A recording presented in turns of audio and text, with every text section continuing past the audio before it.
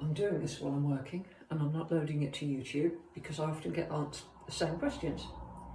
So I'm going to put this on YouTube and then it's here and I'll label it. Dust. Dust is fine particulate matter that's floating in the air. You can see it in a shaft of sunlight, you can see little bits floating around, and what goes up comes down.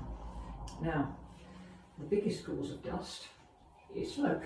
If you're a cigarette smoker, you smoke joints, you have joss sticks, incense sticks, you will find that you have a very dusty room. If you live by a road with a lot of heavy traffic, you will find that you have a lot of dust, especially on your window.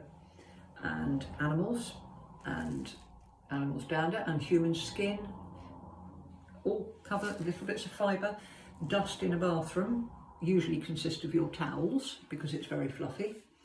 Now, more to the point, how do you get rid of it? Well, there are lots of polishes sold about the magnets for dust. You don't need a polish. What you need to do is get rid of the dust. If you just get a duster and wipe it, all you're doing is knocking the dust into the air and it'll come back down again. You get a bit on your duster, but not much. What you have to do is get rid of the dust. So, if you've got a room that's very dusty and you keep dusting it, it's not coming back. Forget all these paint devices. First thing, get your vacuum cleaner. Put the little brushy thing on it and vacuum as many surfaces as you can. Try not to vacuum up all this, but you know when you do, they give a clunk. Vacuum as much dust as you can. Top to ceiling, top of books, fronts of shelves, into the corners. Everywhere you see dust, use the vacuum cleaner. That's got rid of a load of it, because now it's not in the air, it's in your vacuum bag. And then get a bucket of soapy water. Doesn't need to be much, just a couple of drops of fairy liquid or the like in there. And a cloth, any cloth, bit of old t-shirt, fine, whatever, microfiber cloth, even a fluffy yellow duster. Dunk your cloth in and wring it out as hard as you can, so it's not going to leave wet smears, but the cloth itself is damp.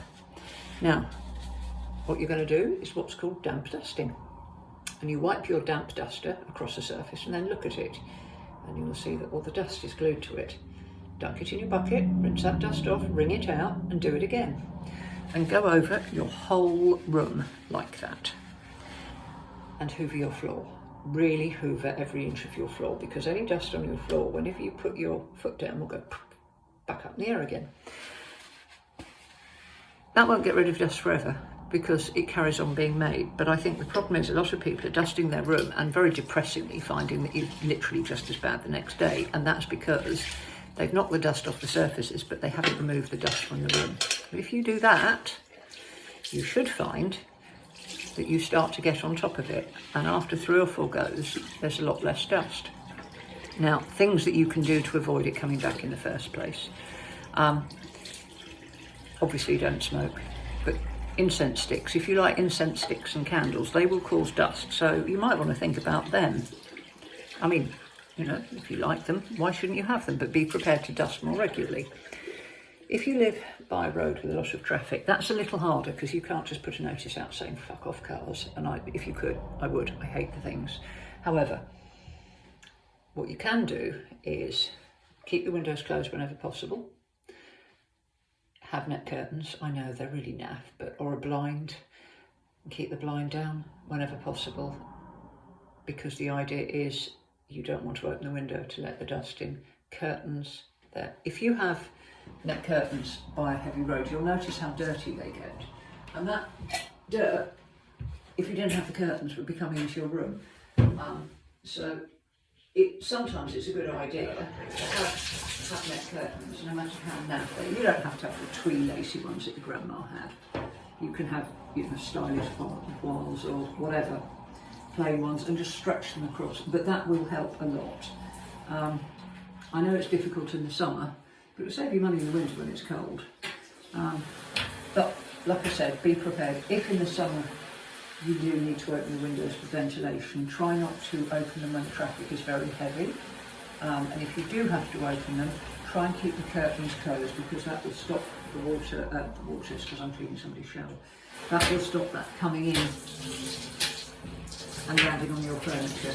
But if you know what causes it,